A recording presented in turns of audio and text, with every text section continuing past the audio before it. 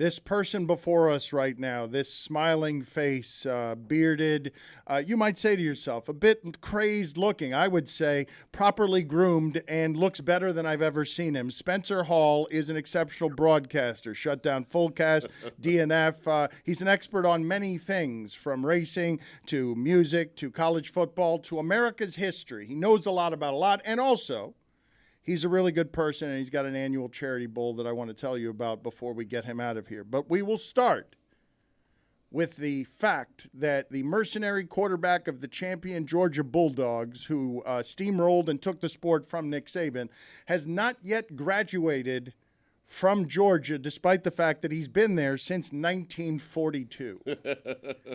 Bring him back. Bring him back, Dan. Come on. If you say he hasn't earned his degree, I see, challenge accepted. Well, let's see if we can stretch that eligibility a little bit longer. Yeah, Stetson Bennett has been in one form or another aligned with the Georgia Bulldogs or transferring in hope of returning since 2017. 2017. Some people, by the way, think, oh man, that's really not using your time well. That's poor time management. My friend, if you're from Blackshear, Georgia, all you want to do is get to Athens, Georgia. That's it. Some people want Paris. That man wanted Athens, and he got it for 7 years of glorious bowling, beer consumption, and general layaboutery. That's really all you want, because I got to tell you, the reason that Stetson Bennett is so beloved, there's two things. One, yes, he did win 2 national titles. One would have done. They would have worshipped him for the rest of his life. He would have had his car dealerships, etc., just based on that. But he got 2. In addition to that, though, he did it their way. And by their way, I mean by wearing Croakies, all right? By not going to class. By stretching what should be a 4-year term at a very manageable course load at a very manageably intelligent university. And by the way, it's a good school. I'm just saying, I know a lot of people who put it in 3rd gear and got degrees there, okay? Maybe 2nd gear. It's not exactly a potboiler of a school when it comes to pressure. Additionally, he wore sandals. He did very little for 7 years. 7 years. That's the dream. That's all these people want, is to spend more time in Athens. And he got 7 years. Think about that as a fraction of his life, Dan. All right, he's 25, 26 years old. He spent 7 years orbiting Athens. By percentage, that's the dream. Spencer, there's like so half his life. There are so many people listening to this who say, "Give me 7 years of general layaboutery, and then I'll own a car dealership as a champion quarterback. I'll take it." Dan, just for reference for everybody, 2017. In 2017. Jimmy Butler was playing for the Chicago Bulls. It's a long time ago. And you are right, though, when you say, Spencer, when you say this, it is shocking and not shocking. It's the life we all want. But you're an astute observer of the history of the sport. So even you must be fascinated as quarterback position becomes now a mercenary job that will pay millions of dollars. What a great grift this dude has as a non-student who was just there to have a great assembly of talent around him and be the modern-day Ken Dorsey. Be the modern-day George Gipp. If you'll remember, Ronald Reagan earns the nickname the Gipper for playing George Gipp, Notre Dame star player who has a big moment where he dies on a hospital bed and says, "Win one for the Gipper." That never happened, of course, like most things in Notre Dame's football history. But what you should also know about George Gipp is that George Gipp was awesome because George Gipp was the original Stetson Bennett. Instead of attending class at Notre Dame, which there's very little evidence that he ever did, he hung out and made money playing pool in pool halls in South Bend and gambling. That's what George Gipp did. This is not an aberration. This is not mercenary work. This, sir, this is tradition. This is tradition. Stetson Bennett is a throwback of the first order. My favorite version of this is Chris Winkie on the baseball money, winning championships at FSU as somebody who I believe was 54 years old. Come on, a smooth 54. That man for a 54-year-old could glide. Like, I think that's the dream. We used to sort of regard that as a joke. Now you say mercenary. What makes you think that he wants to go play or do anything else? The man can't get out of Athens. He's going to stick there. He's going to be elected governor, and they'll let him serve there. As someone who has also been following what's been happening roiling in politics around the world and in America, what do you make of Georgia not going to the White House? All politics are local, and I will say this: the most local concern for Georgia is that the football team continue winning. It's a little underplayed story that I don't think people would be surprised to hear, but the environment under Kirby Smart at Georgia, if you can spell out the words boiler room every morning, what are you doing to make Georgia better? Starting at 6 and going deep into the evening. That place is a very high pressure place to work. They are focused entirely on the work of football.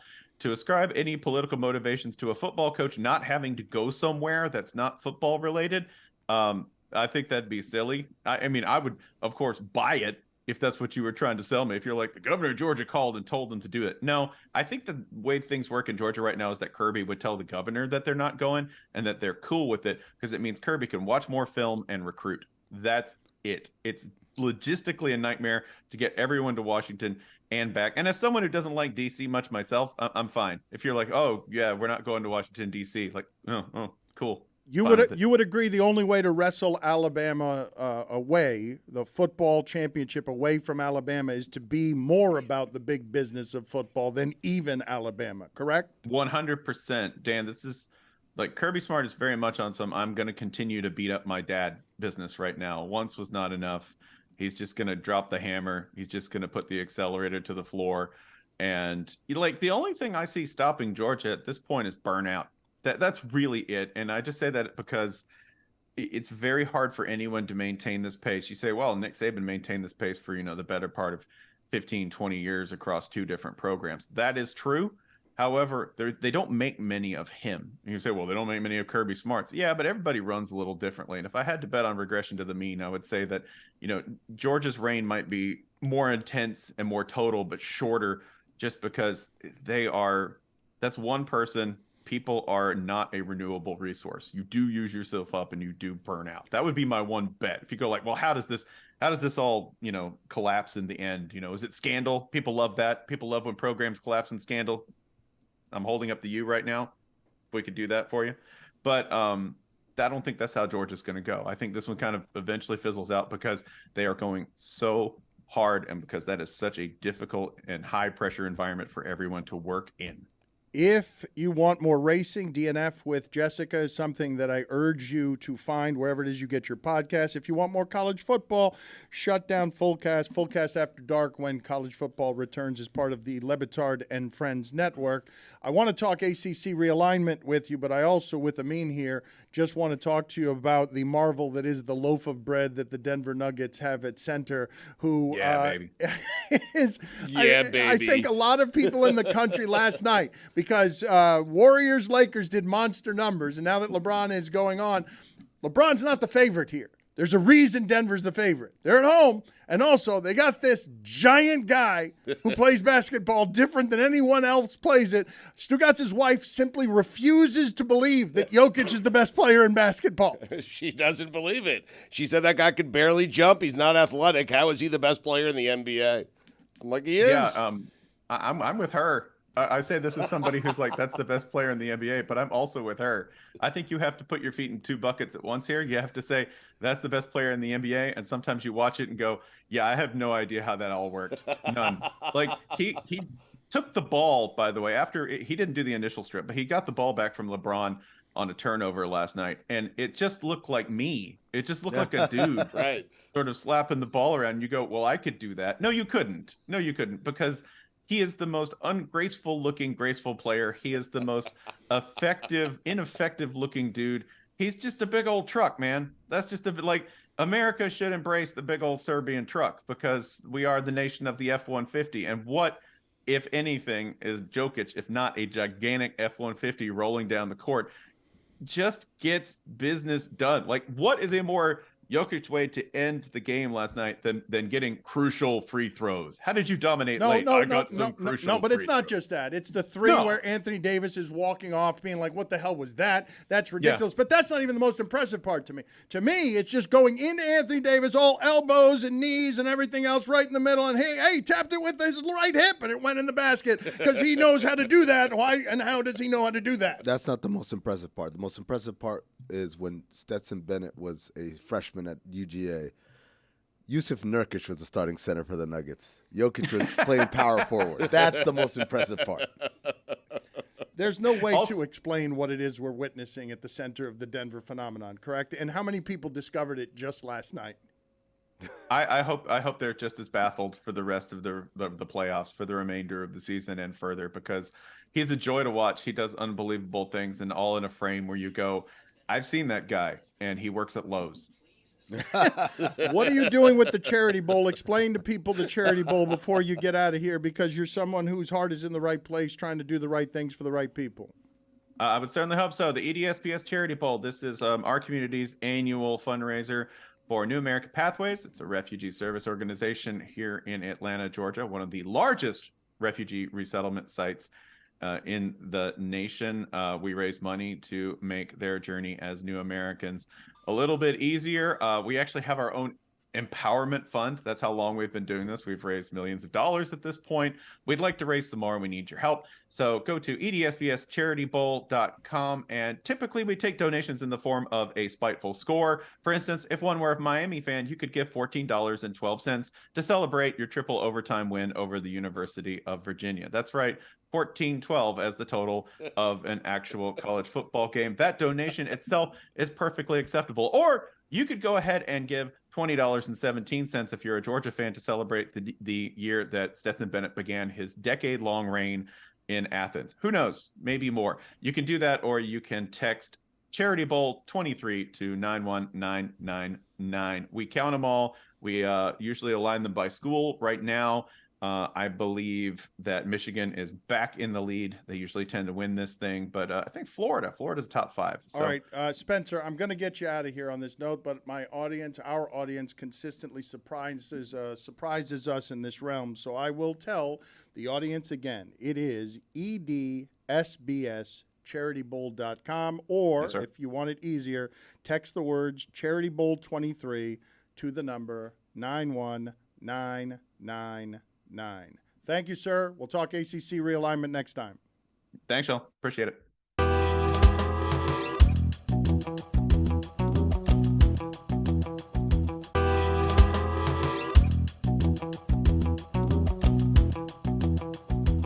I want to get to the wonderful thing that we watched last night. If you care about basketball, if basketball is your thing and you want to see it played at the highest level, and you want to see what it's going to take the sport from LeBron.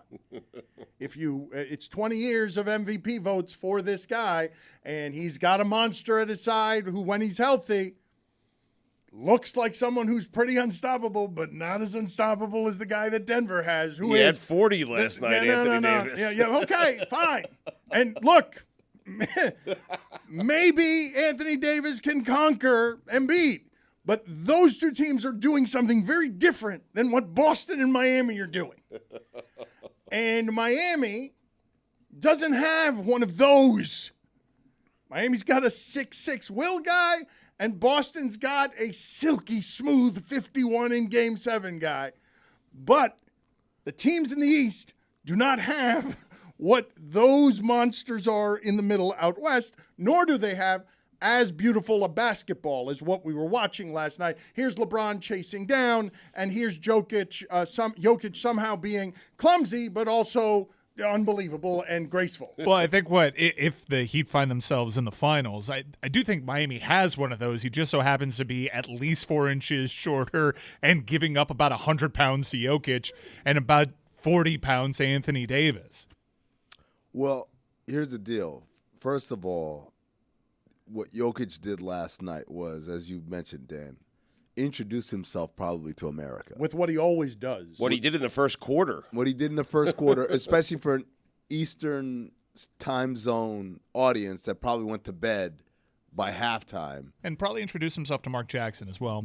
Yes. But the 8:30 start helped. You're right. The Right. earlier start helps, but still, this is what's been happening all year long. This is what made it so confusing. 3 years it's been happening. 3 years, exactly. This is what made it so confusing when people were arguing, oh, if Jokic wins MVP, it's just because he's white. And I'm like, do you guys not watch this guy play? To make a statement like that, it comes from a place of kind of a logical conclusion, ipso facto, not because you actually watched him play. Because if you watched him play, it would be unassailable. I mean, you believe that voters, everyone else, Mark Jackson, you believe that it took playing against the Lakers for all sorts of casuals to understand. You understand there's a 7-foot Luke out there, correct? You guys understand that there's somebody playing this sport who can do offensive things that Luka can do, and also is going to get all the rebounds as well because he can fight Anthony Davis for the ball. It's the platform. I think this is what Amin is saying. The platform of the Western Conference Finals against the Lakers at 8:30 at night.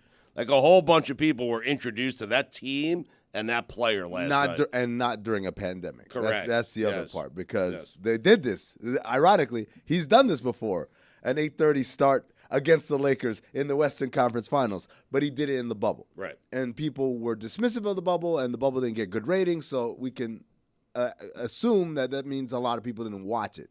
Well, a lot of people are watching now. We're coming off the heels of one of the most watched second rounds in NBA. No, the most watched in 30 years. What the numbers on Lakers Warriors don't really have a precedent in cable television. It's 27 years it's been or something. A different time in America, in the sport, in everything. Right. The numbers were crazy on Lakers and Warriors. Which just goes to show that we should have never gone away from LeBron versus Steph in the finals. Everything would be fine financially in the NBA if we had just kept with that formula. It seemed to work really well. But Lakers Celtics will do just fine if they get there. I mean, we'll see. We'll see. I don't know. Scott Foster, we'll see. How many Scott Foster assignments are we going to get over the course of these two series? But what Jokic did last night was, this is scary to say, it was standard. That wasn't the greatest game I've ever seen him play. Here's something else scary to say. I actually thought Anthony Davis did a solid job on him. did a great job. No, you know who did a good job on him defensively? Rui Hachimura. Because they figured out, look, forget about length. The dude's 7 feet tall. He's bigger than anybody on the floor. Get me someone short and stout and push him around. And that seemed to bother him. Now, it's going to be interesting to see what the adjustments are for game 2. But Hachimura, I thought, it did a really good job in the second half stymieing Jokic. Now, on the other end, Stugotz is laughing. No, I love that Why you're you saying laughing? that game last night was standard. And then I just checked the game logs. And 3 games ago, he had 53 points and 11 assists. Dude, he had a triple. He's 7-1. He had a 50-point triple-double. Stugotz, it's not. He got so many rebounds that it's not playing to his averages, but that is an average game for Jokic in some ways. There was a moment last night where I said, this guy might get a 20-20-20 game. Right. Like, that's insane. He had 14 assists. They cooled down in the fourth quarter. But 20-20-20?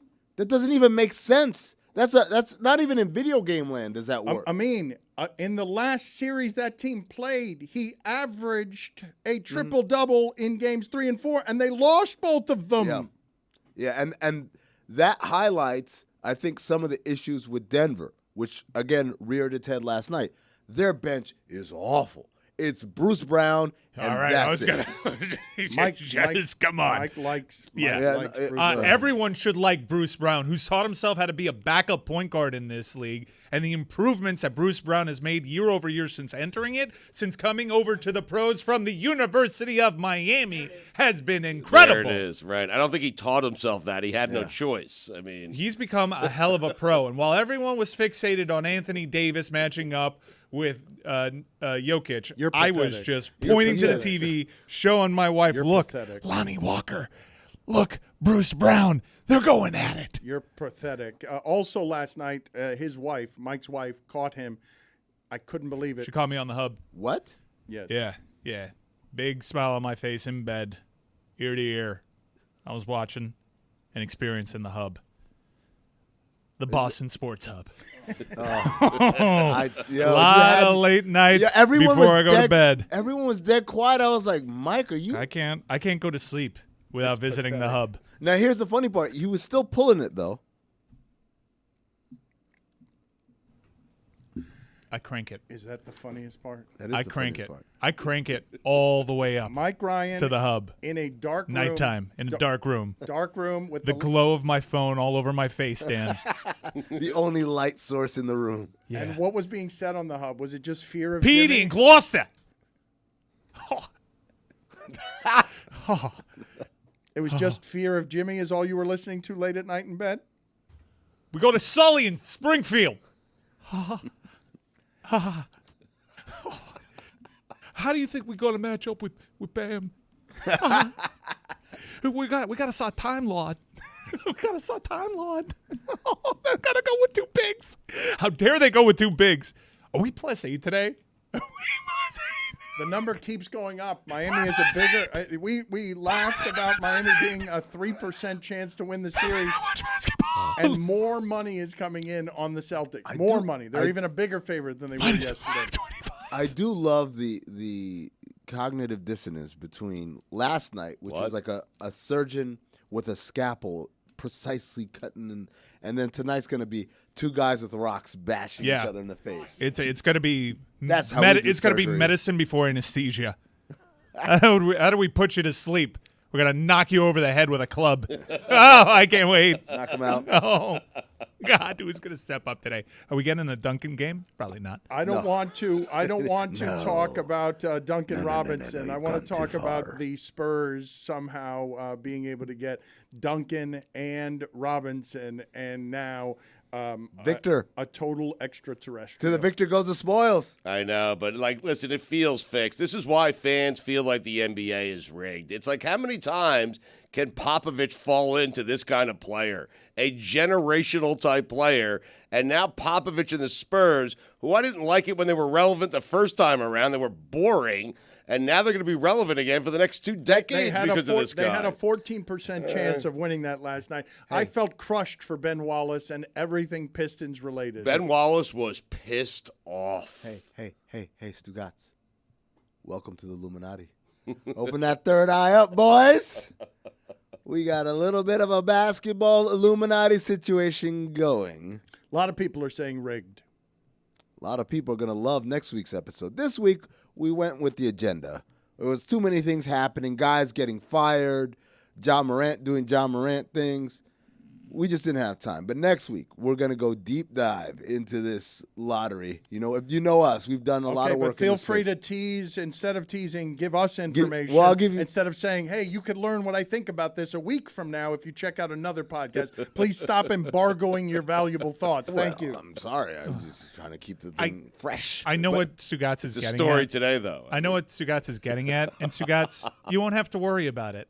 Because this generational big doesn't play like the last two generational bigs. This generational big is super fun to watch. He's also a torn Achilles waiting to happen. Wow. This is Chet Holmgren. Wow. This is Kristaps Porzingis. I'm telling you, we keep putting these guys on the perimeter, and they don't have the frame to do so. Uh-oh.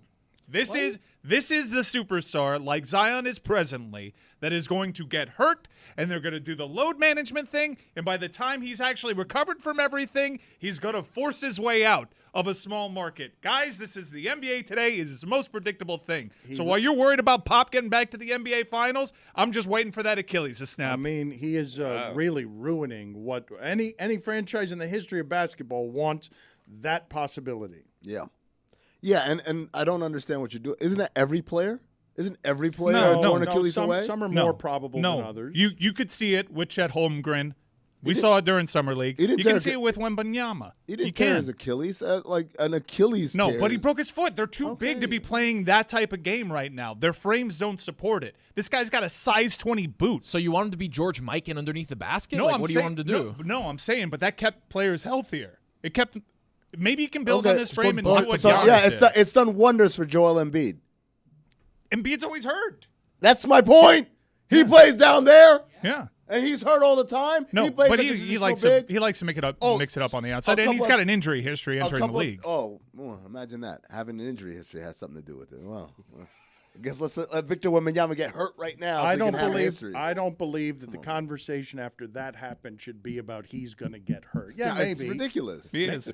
Maybe. And also, you want to know what's ridiculous? Celebrating and popping champagne in a sports bar because you've been such a loser. That's not the Heat way. That is not culture. That's not the Greg Popovich I was born and raised on, by the way. We're doing this, San Antonio. You're a great basketball town. You're going to be really disappointed when that Achilles pops. I'm telling you right now. That's the only thing popping. I don't like that.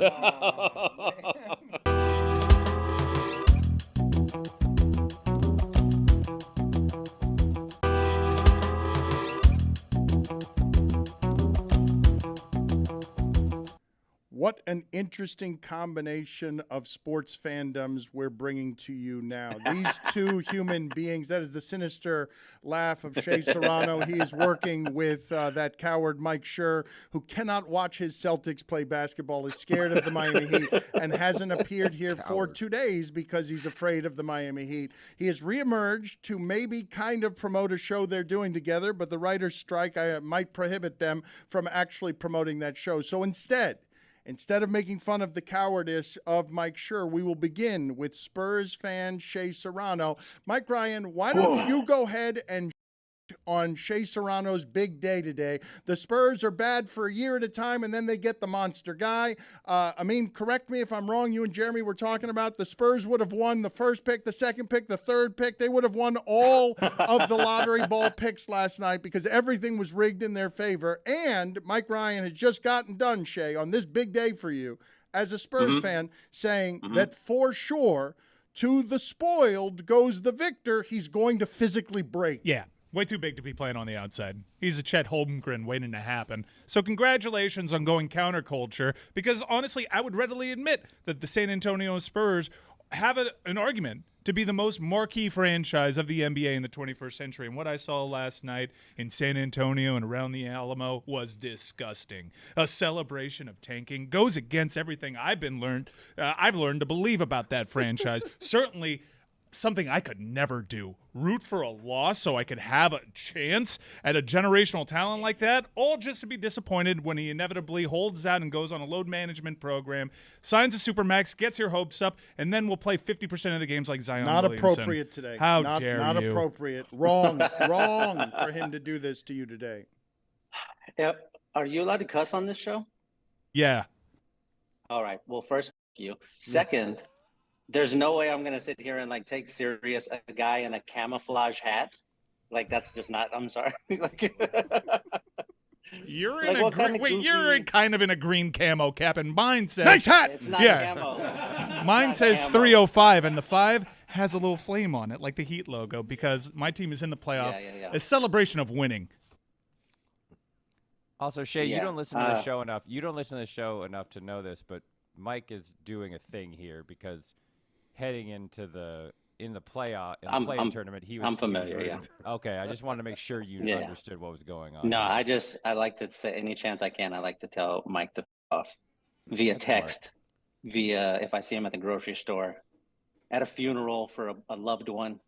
I just throw it out there. I'm feeling real good today. We're back, baby. The fucking Spurs are back.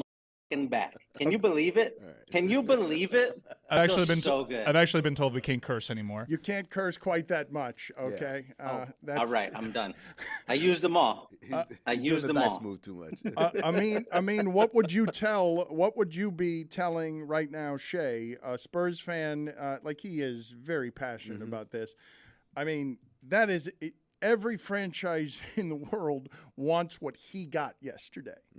He got the person that LeBron is saying, this person is beyond Jokic, beyond this person is unlike anything to ever enter the league. The question I would ask is, has Pop changed? Because we know that his ornery ways that were so instrumental in them being successful earlier in his coaching career was also probably the reason why he ran out Kawhi Leonard, or Kawhi Leonard left. DeJounte Murray's another guy who wasn't exactly enthralled by his experience in San Antonio. So has Pop changed, or is he going to run off this kid as well? Nah, we're good. He wants to be here. That's the difference. Yeah. Kawhi wanted to be in LA. There was nothing you could do to keep Kawhi out of LA. There's nothing you could do to keep DeJounte here. But our guy Vic, the big W, wants to be here. That's a good He question. wants it. You know what happened yesterday when I was watching the pre-draft show, and Woj was like the most highly anticipated player ever to enter the NBA, maybe the greatest prospect in the history of pro sports. And I was like, all right, relax a little bit, Woj. And then the Spurs got him, and I was like, the greatest prospect in the history of team sport. Like I immediately bought in. Listen, 2017 was the last time the Spurs were good. 2018, we lost in the first round to the Warriors. 2019, we lost to the Nuggets in the first round. 2020, Squadouche. 2021, Squadouche. 2022, Squadouche. 20. Our 2023 record was 22-60. That's almost the exact same record we had when we won the Duncan lottery, which was 20-62. It's almost the exact same record we had when we won the Robinson lottery. Before he showed up, we were 21-61 the year before he showed up because we drafted him, but he couldn't play for a couple of years because of the Navy. The next year we were 56-26. Same with Duncan. We went from 20-62 to 56-26 and started winning championships shortly thereafter. We're back, baby. We are back. All of y'all Miamians. We never left. Hold on. No. Yeah. We don't get to say we're back because we never left. What do you mean you never left? We never won left. a title. The Spurs won a title last before y'all. Yeah, and you lost your 2014, we generational won superstar. They won, and we were right back with zero cap space and a whole bunch of asshole attitude go along with it. So much so that your Congratulations. compadre Mike Schur over there is afraid to watch us. Yeah, what is that? What's up with that, you coward, Mike Schur? What is this? I'm not going to watch the game.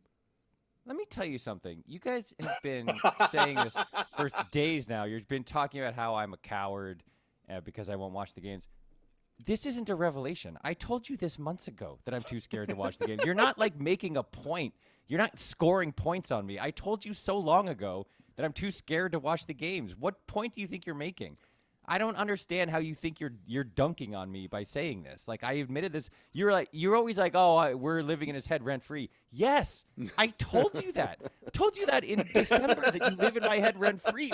What? How do you think you're making an interesting point by saying this on the air? We're letting Shea know. And Shea, the same way that champagne was sprayed all over those San Antonio sports bars, that was me the second that our partners at DraftKings released this line. Are you kidding me? 7.5? 7.5? Plus, I'd take the minus 7.5. I need to ask you a question right now.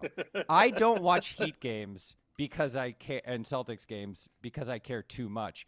You guys who are Heat fans and live in Miami don't watch Heat games because you don't care at all. That's correct. Which is the Bingo. worst? Yes. Yeah. We're here don't now, care though. at all. Here. Same journey, different path. I need to point out a couple of things to the audience because Mike Schur is, I would say, a better sports fan than most people, but he's also a coward, and that he volunteers that cowardice makes it no less cowardly. I would also say that your aggressive voice is less aggressive than our aggressive voice. You sound like you don't even want to. Aggressive voice is worse than your normal voice. Your trash talk is like fundamentally decent. It's like John Mulaney complaining to a manager. It's not trash talk. I'm not trash talking you. I'm pointing out that that entire You're doing it again. Whatever you're calling it, mission control shipping container. You live in Miami and you don't watch your own team. We got stuff to do, No, Mike. I don't watch care. them now, dog. Like now that that's the playoffs worse. are Every going, second. I've watched That's every worse. second of the playoffs. That's Calm so down, much Mike. worse. That is the worst Sure. kind of fandom. That you don't care all year, and then if your team happens to be good, you tune in. Welcome to Miami. That's the worst. Yeah, welcome to Miami. That's right. That's what you guys are all about. Yeah, Great. but Congratulations. But do you You're realize great sports fans. that not unlike We can't all just put our names on shows and watch sports all day, though. Yeah. not unlike the Florida Panthers beating Toronto, you do understand that part of what makes it funny is Boston cares so much and the Panthers beat the Bruins. Yeah. Boston cares so much and Mike Ryan just tuned in to be a loudmouth. Mike, I just want to point out, I don't know if you know this, but Mike Ryan revealed to us in the last segment that he goes home every night and tunes into the hub. Yeah. He just Before I go to bed, I in gotta bed, visit the told hub. me that. cranking it to the hub. I just cranked the hub. Oh, the hub. A smile from ear to ear. And then after I'm done with the hub, I can finally go to sleep. but the Boston Sports Hub, it makes me feel alive. I need it before bed. It's incredible. Causing a serious rift in his relationship. I don't want to kink shame here, but this is weird behavior on your part. This is very weird behavior, and I don't think it's healthy. And I think you need to talk to someone. Wow. Okay, weak trash talk. Also, if it's not trash talk, you don't get to be a better fan than me just because you get to go to bed at a reasonable time because you get to watch the Nuggets. He is a better sports He's on the West Coast. Put your ass over here on the East Coast. I guarantee you would also be learning last night that Jokic is good. Can I tell you guys something really funny, which is that I muted Parakeet Cortez on Twitter so long ago. And there is a glitch in my Twitter where it doesn't work, and somehow it's like he's shouting at me so loudly it busts through the Twitter algorithm that mutes people. I can't get rid of it. But I also can't unfollow him or block him because I don't want to give him the satisfaction. So I'm just stuck. Every time he tweets something at me, I'm stuck. Thank you. Look at this. Celtics in 2. Thank you, Juju. This is great. What are you gonna do when Haywood Highsmith's hold? Does he have an S at the end? Is it Haywood Highsmiths or Highsmith? What are you gonna do when Haywood Highsmith shuts down Jason Tatum? They're gonna play Highsmith against Tatum. I think it's Highsmiths. I want to go back to something that Shea said. He said Victor Wembanyama wants to be in San Antonio. Yep. Tell me that he's never been to San Antonio by telling me he's never been to San Antonio. Who says that? Who wants to be in San Antonio? Shay, when you know who says that? You know who says that? The greatest prospect in the history of team sports. That's right. That's who says that. The funny thing, we don't need everybody to say it. We need one guy to say it. You do, but one guy. When you said the greatest prospect in the history of team sports, according to Woj. When you said it, Shay, my initial thought is he's going to look great in a Miami uniform in 4 years. Yeah, that's what's going to happen. That'll be the first time that you guys see him play. Is if he leaves San Antonio. If there's Central Time, you bet it. You bet you. You bet your ass. I'll watch him in 4 years. Same thing with Zion. I haven't actually seen Zion play for the Pelicans. I'm just waiting for him to be a Knick. I've seen him eat a Pelican. Oh, come on. Get out of here. Gratuitous. Get out of here. And you know what? Multi-segment penalty. Get out of here. That was What? just gratuitous. Yes. How dare you? I've seen him How eat dare a you take Pelican? apart someone for their appearance? Tony, go with him. Yeah. I've seen him eat a Pelican. Mike Schur, you mentioned. I trust Kyle Lowry all of a sudden. Mike Schur, you mentioned Juju came into the room. He's wearing a Celtics jersey. We're largely audio. Thank you for not explaining to the audience that Juju had come in wearing a Celtics jersey, and it's Celtics in 2. What can we say about your partnership with Shea Serrano? You guys decided to do a show together. Mm-hmm. I don't know why you decided to do a show together. I don't know how you found each other. And what can you say in the middle of the writer's strike? Well, we're trying not to do any promotion, so we'll simply say that the show we worked on, which is called Primo, that is roughly autobiographical, semi-autobiographical from Shea Serrano, hits Freevee this Friday. That's the extent of what we'll say, other than that we think it's really good and you should watch it. But yeah, baby. We made it, and we met 5-6 years ago because Shea came out to L.A. to meet with some people to talk about this show idea he had. We met in my office, and we just literally talked about the NBA for like an hour. We didn't talk about TV at all. We just talked about the NBA, and then at the end I was like, hey, man, if you want to do a show, I'd love to help you. And he was like, cool. That was the extent of the meeting and the origin story of this whole partnership. Taking notes here. All right. Talk basketball before pitch a show. Yeah, nobody right, at Metal Arc. If any of you had watched basketball, you could talk to me about basketball and we could do a show together, but you've never watched any basketball. Thank you, guys. Appreciate your time. Congratulations, Shea, on both the show and that you've got a superstar who's going to get injured next year. Thank you, Dan. I really appreciate you saying that. Did you know that Darvin Ham coaches now? It's wild.